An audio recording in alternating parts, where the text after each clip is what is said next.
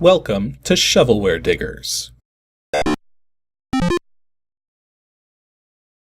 Our dig team's currently excavating the Softkey Shareware 2000 Hit Games 2 CD collection. You can find a link in the video description containing the entire directory structure of this archive. This is what our diggers have for week 150, and seeing as it's a 50th week of the show, I'll be joining them with my own dig. And there'll be a couple weeks hiatus before getting back to it around the end of the month. For more information on how to join the dig team, simply follow the Patreon link in the video description. Now without further ado, let's get started. First up, we have a team dig from Robert Mackey and CatDog Joe, DOSGAMES /Arcade2 /Jason. Probably some kind of horror-themed game if I had to guess. Oh well, speaking of horror-themed, take a look at those file dates. That doesn't look normal. Also, that is a very small executable size. So it's probably going to be text mode. Geez, this might be really old from the looks of it. Despite, evidence to the contrary of this being from the future, but well, let's see what we got. Jason.doc. Jason Jupiter's Star Cadet, 1989. Author Neil Drage? I'm not sure. Anyways, Jason Jupiter has been called in on the deadly mission of decontaminating the planet Shufti-Arquar 3 by the Galactic Federation. Fragments of radioactive borzidium naturally form the shape of a golden heart when opened to the air. Okay, so right off the bat, we can kind of guess this is going to be text mode because that's one of the standard text mode characters. And there's no reason for a radioactive anything to take the shape of a heart otherwise. Oh, that's the end of the text file right there. So, interesting. We use the comma and period keys to move left and right, and we have to hold shift when pressing them to jump. There's also S and D for sound toggling and Q to quit. Okie dokie. Just going to make sure the cycles are good enough, because this is definitely an old game. And let's run it.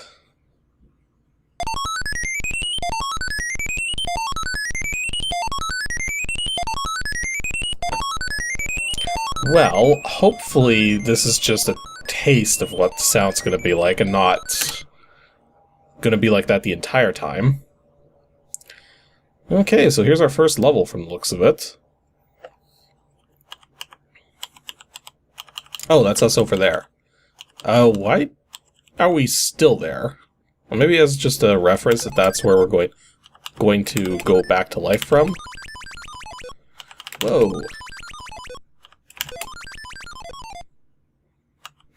Okay. So far, this is not too bad. Not especially for a really old game. Oh. Okay, lesson learned, don't touch the red things, because the rocket exhaust is bad. I thought it was just going to be part of the decoration. So, like, how do we even get up to those hearts at the top there, is my question. Like, that's a very valid question, right?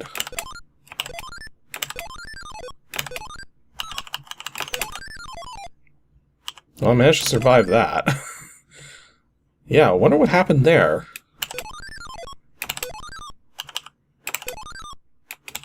You know what? I'm just gonna move on. Oh. That was interesting. Okay. So, the sort of granular green that I'm walking on top of right now is solid. The completely solid green is not solid, because that makes sense. But it's done in such a way that you'll actually stick to it. Oh hey, I actually got up here. Whoops. Okay, so there's not enough range to make that whole jump. Okay, so if you actually hit a wall, like a solid object, you lose your momentum and just fall like a stone. Oh, I see what's going on now. Okay, so the dark gray is actually like a special kind of material where you have to jump right away after landing on it. Otherwise, you kind of die. Okay.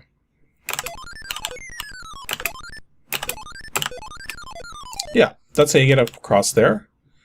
And... oh, do you actually have to get all of the... oh boy, that's going to be interesting. I do like the fact that there's no randomness to this, and the controls are extremely simple.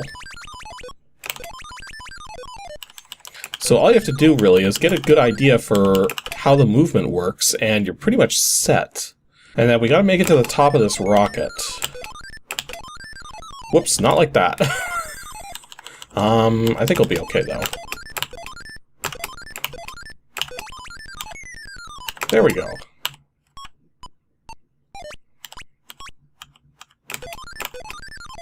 There we go.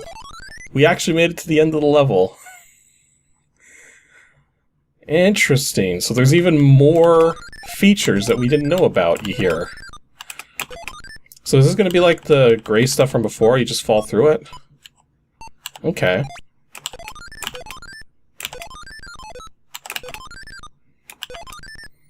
But now what's with these red beams? Oh, those are freaking conveyor belts. Okay. Lesson learned there. Okay, there we go. You gotta be real fast to get off those conveyor belts. Okay, so now the trick is, I need to get all these hearts, but I also still need to have a way back up. So...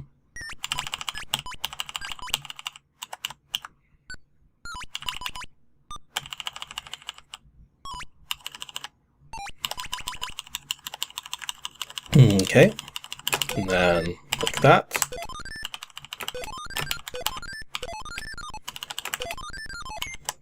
Okay, but now I gotta be careful here because we've got stuff in the way and... ooh, look at that. We have like... because those spiky blue cyan spiky things will kill us. Yet at the same time, we have a tiny little gap we gotta get through there somehow. Actually, yeah, how are you supposed to get through that? Let's see.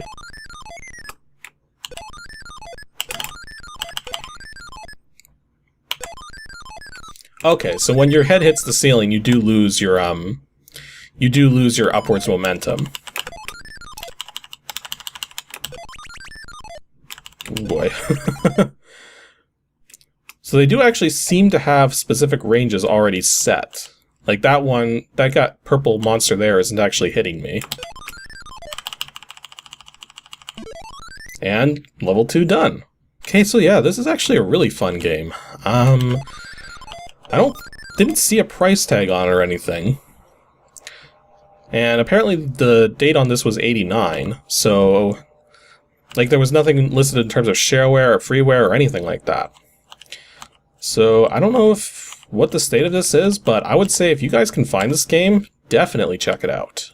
Actually, just as I was quitting the game here, it actually says that the game's in the public domain, so yeah, feel free to go find this anywhere. Also, the guy was from England.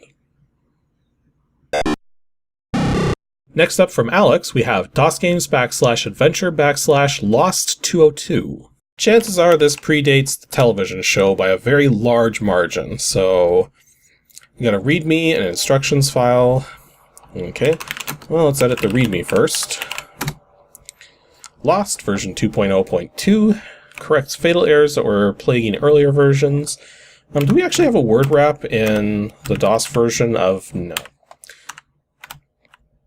Okay then, so game is shareware. If you like the game, please register by setting $10 along with your name, mailing, etc., to one Jeffrey Hirsch in New City, New York. Oh wow, also 1993 game with an email. So this is another one of those people who would be very early on the web train, as it were. Oh, we should probably look at the instructions. Probably a good idea. Oh, never mind, it's a text adventure.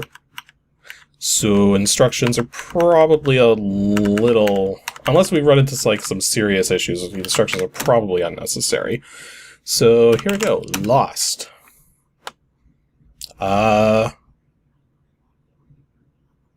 Interesting. So it's using a text runtime developed by a Michael Roberts, which name sounds kind of familiar, but I'm not sure. Anyways, Earth, 1995 AD. Wow, cool, you thought as you looked out your bedroom window and saw that meteor crash. How are you still alive?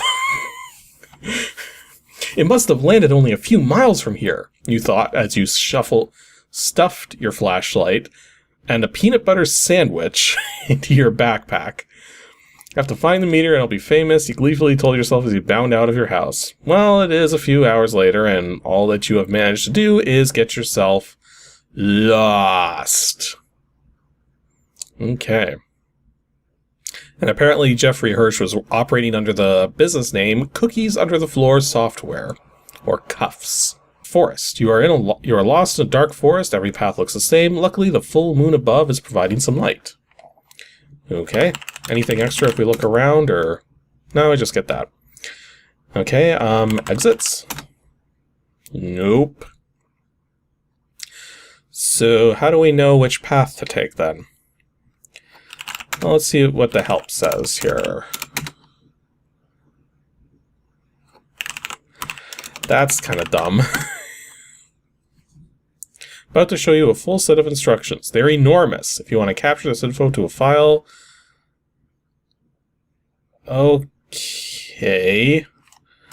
Let's not see the instructions then. Okay, I'm just going to guess. Let's go north. South? East? West? Wait, hang on. Okay. So... I'm not entirely certain, but I don't think it cares what direction I go for the first little bit here. Because I'm noticing that the text is different every single direction I go, without really providing any sort of common frame of reference to where I was coming from. Anyways, there's a hoe here, so let's just take the hoe. Oh, let's take how. F3 does not fill in the last line. That's going to get annoying. Can we see our inventory? We have a hoe. Look at hoe. It looks like every other hoe you have seen. Well, good. Let's go further east. It's pitch black. West? Wandering around in the dark's a bad idea, so just find some light. From where? Actually, you know what? Open backpack, because I didn't realize we started with one. Oh, well, that doesn't help. Let's try that again. So, get the hoe. Alright, open the backpack. Oh yeah, of course, we took a flashlight with us. Do we have to get the flashlight even though it's in our backpack? Are you freaking kidding? Oh, boy. I'm guessing just get sandwich. What? Sandwich is misspelled. Get the sandwich. The witch made of sand. Oh boy. Now what's our inventory like? Okay, go east. Lost in a very dark forest, every path looks the same. More east. Lost in a dense dark forest, every path does not look the same. The dense shrubbery to the east has been recently burned away. Strange soft glow emanating from the east as well. Further east. Chart away by what you seem to be the recent meteor strike. As you look closer at the impact crater, you realize the meteor at the center is not the usual sort of meteor. That is, unless you consider a large glowing metal cylinder usual. Oh boy. Lying next to an opening in the cylinder is some sort of humanoid creature. It appears to be very badly wounded. We didn't bring any antiseptic or bandages or anything, so... that's not good. Talk to creature? Really? How do you make a text adventure and not understand the word talk? Isn't that like one of the most important verbs for any text adventure? Why is talk not an option? Holy jeez. Okay, speak to creature? What other words are like talk and speak? Converse with creature? I'm running out of adjective, or not. I'm running out of similes here. Okay. It's lying next to a cylinder of some sort. According to the text above, appears to be very badly wounded. And now the thing is telling us that it's dead. That's not the same thing. A wounded creature or a wounded anything is still alive by definition. Wounded does not equal dead. This is basic logic here. Actually, you know what? Just because of the way sandwich was misspelled, and just by the way some of the writing is here, I have a funny feeling the person who wrote this was very young when they wrote this. Like, somewhere in their teens, I'm guessing. Like, early teens, maybe. That would seem to be like the right age level, just because of the nature of the vocabulary and everything. This is not something that was written by somebody, or it doesn't feel like something that was written by somebody with a single-digit age. So I'm guessing whoever this person was, early teens. Or maybe mid-teens, or maybe late teens, but definitely a teenager. I guess exit cylinder? Or just exit? Okay, so we're back in the forest. Maybe using that thin metal box. Or the hoe. Yeah, use hoe on creature. Why not? Are you freaking kidding me? First, we don't know the talk command. Now we don't even know the use command. What do you want out of me, you freaking text adventure that doesn't want to use normal commands? Oh. Okay, I think that's enough. So, that was Lost. Or at least a text adventure kind of Lost, written by somebody clearly young, or still learning English anyways, because there's no talk command and there's no use command. I'm not sure how to make proper progress without, standard conventions here. Although it looks like there's a bit of a story here, so I guess if you want to get into a kind of text adventure that doesn't behave typically, well, this would be one of them. And the last dig for me is WINGAMES /strategy/COREWAR. So as I'm sure most of you know by now, I actually do know how to program games, or just programming in general. In fact, I was programming math software for a couple years for another company. And one of the things that I probably don't like in terms of gaming are games that are programming focused. So if like a game has like a programming aspect to it and you have to do programming to play the game, I don't like doing that because to me programming is work. And I don't want to work while I'm playing a game, if that makes any sense, right? So games that are programming focused generally don't appeal to me. But that doesn't mean I don't find some of them interesting. And this is one of those cases. So this is a game called COREWAR.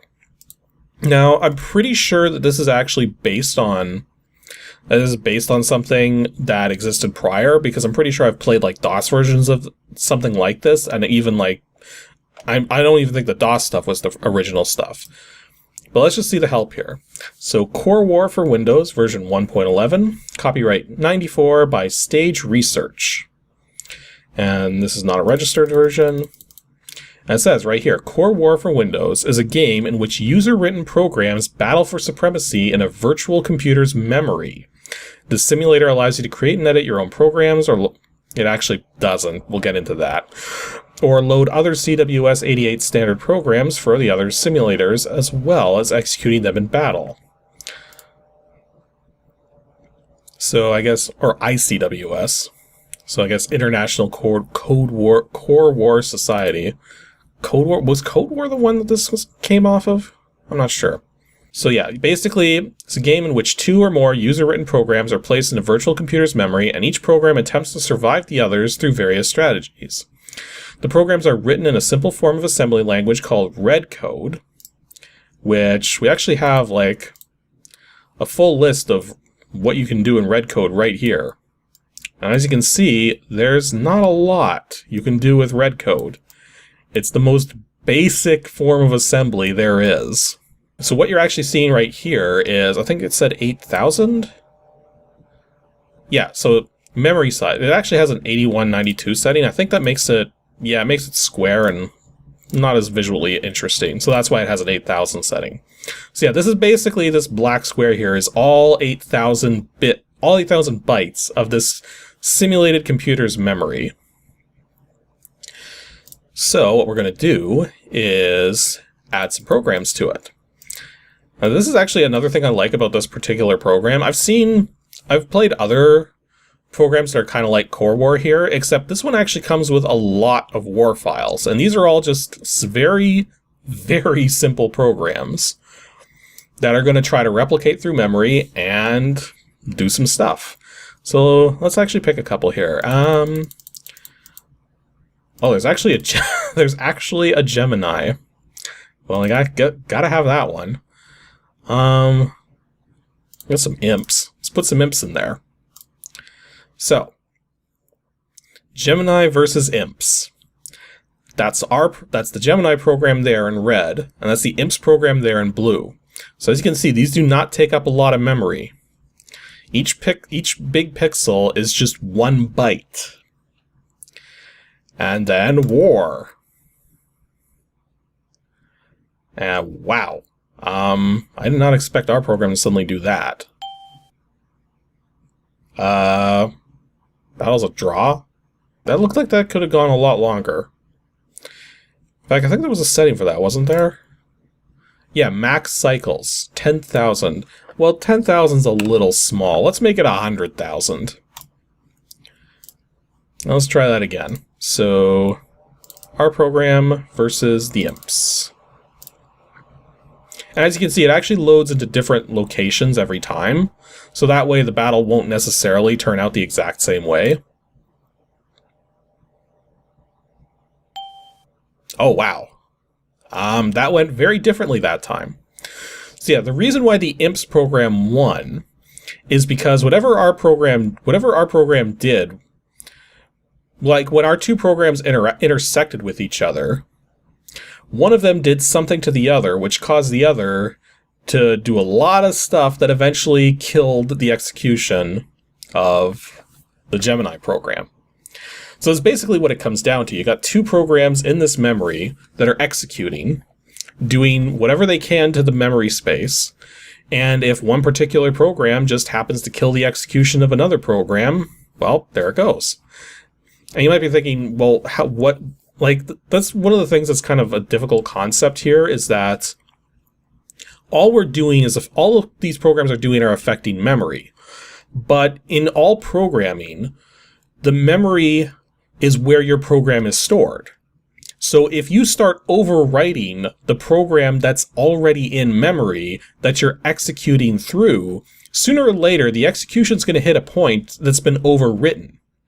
And that leads to arbitrary code execution, which is where you won't necessarily know what you're executing. But I think the way it works in this is that the moment arbitrary code execution occurs means your program has died.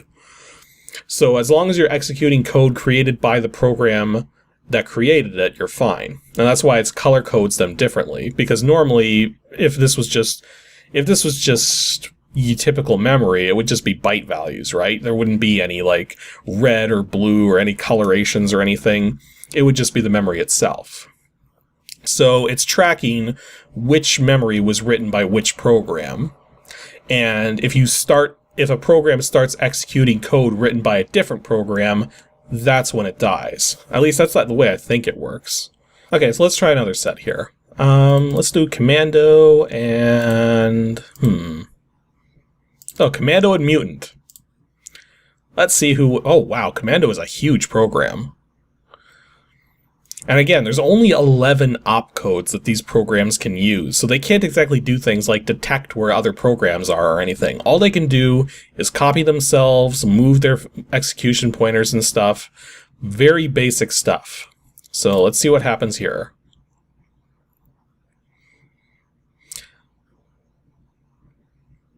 Mutants doing some weird things.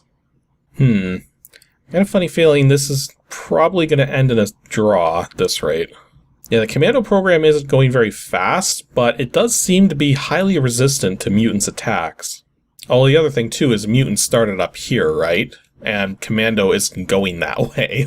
So chances are the actual program is still hiding around here for mutant. Commando's never going to hit it. So probably going to end in a draw.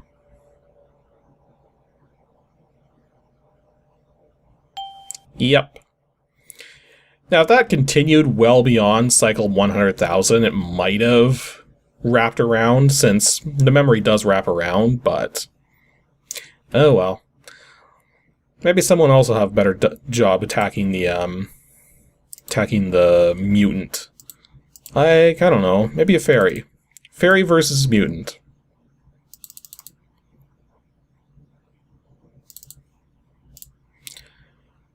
The Fairy 1 program is pretty sizable too. Let's see what happens. Interesting attack pattern.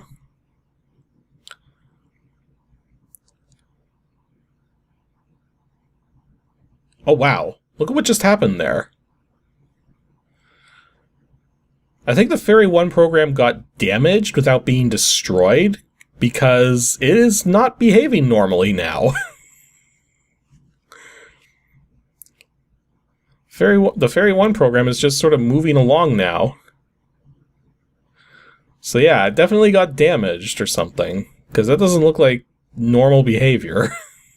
Because that's the other thing that can happen too, right? Is that if certain parts of memory get overwritten, but the memory is still valid, like you could still end up with your execution pointer still in your own memory space doing its own thing, so... Yeah, and for a moment it looked like the mutant program had overwritten almost in Fairy 1 entirely, and yet it's still going. It's probably going to be another draw. Yep, that's another draw. Okay, let's try another one. Let's try Death versus Mice. Death versus Mice. Ah... I see why it's called Mice. It basically replicates itself everywhere.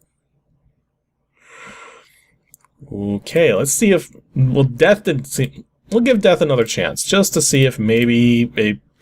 Death versus Cancer, there you go. Who's gonna win the battle, Death or Cancer? Why does Death just sit there? Oh, there it goes. And it suddenly overwrote Cancer. Didn't overwrite it completely, though. Cancer managed to survive, but now it's just kind of stuck there, so... And I think Death just overwrote itself, otherwise it would have taken over Cancer by now. We're going to technically have another draw here. Oh, Cancer actually is still alive. Wow. Death took over virtually all of the memory space, and yet Cancer survived. I even put an extra dot over here at one point. Okay, let's try the ooh, Ogre.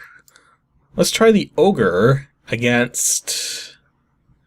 I gotta give the Mice another shot, because that program looked brutally powerful. So the Ogre versus Mice. Yeah, those mice are replicating like crazy. They're even in the Ogre program now. Well, the Ogre program is still managing to survive despite that.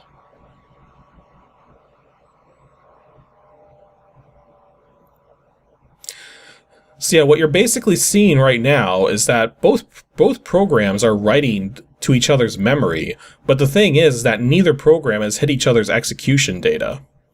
So they're still both functioning perfectly fine. It looks like the mice program actually did hit the execution data for the Ogre program. Well, sorry Ogre, but you got overtaken by a whole bunch of mice. And we'll make it, we'll do all the virus type things. So cancer, what else have we got here?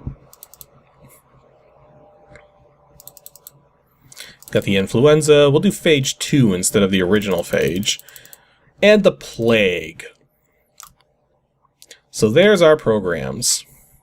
So cancer is the red one, influenza is the blue one, phage 2 is the green one, and the plague is white.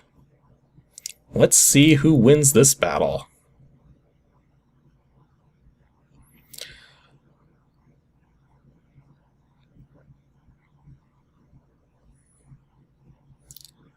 So we got two programs doing the whole just run to the side that whoop. Cancer just died. Can't quite tell who's still alive. Influenza's still alive, but it doesn't have much memory space left. I got a funny feeling the plague is going to just take it over. Or no, wait, it actually survived a little, maybe. Nope, it's very much dead. So the only one still alive then is phage 2 and the plague. That's interesting. The plague is not managing to... Yeah, it didn't manage to kill all the data that the... Well, actually, you can kind of see what's going on here. The phage program, you can see two sets that look almost like the same size. I got a funny feeling that those are two copies of the same execution code. So we can actually run the editor here. It's not, all it does is it pulls up Notepad, but it does it in such a way that when you go to open, it'll put it straight into the red code folder. So if we actually load up like phage 2 here, yeah, I have no idea what any of that means. But you can see this is the entirety of the phage 2 program. It's just these lines right here. So it's really not that complicated. So yeah, that was COREWAR for Windows. As you can see, it's very interesting. The notion of assembly programs vying for control of memory and then just getting totally destroyed by each other. It's a very interesting concept, and it's been around for a long time. It seemed like '88 was the year that they sort of set standards in place. But we'll just have one more battle between Wally and Rydar. What is Rydar doing? Rydar is self-replicating the instant it gets hit. That's what it's doing. So Rydar is a totally defensive program. It has no desire to attack. And yeah, look at what that's doing. That takes some clever coding. So yeah, Rydar's job is just make it all the way to the last cycle when the draw is decided. Like that's not like the best way to write a program for this, because if you're only getting draws, then you're not going to win like any competitions or anything. But that sure was one way to not get killed. So yeah, for anybody who has an interest in this kind of thing, definitely check this out, because this is a pretty cool thing if you like the idea of just like the concept of digital programs battling it out in memory like this. But again, it is programming, so even though I find it interesting, it's not something I want to dive into personally, because to me, if I was trying to get into this, it would just feel like work. So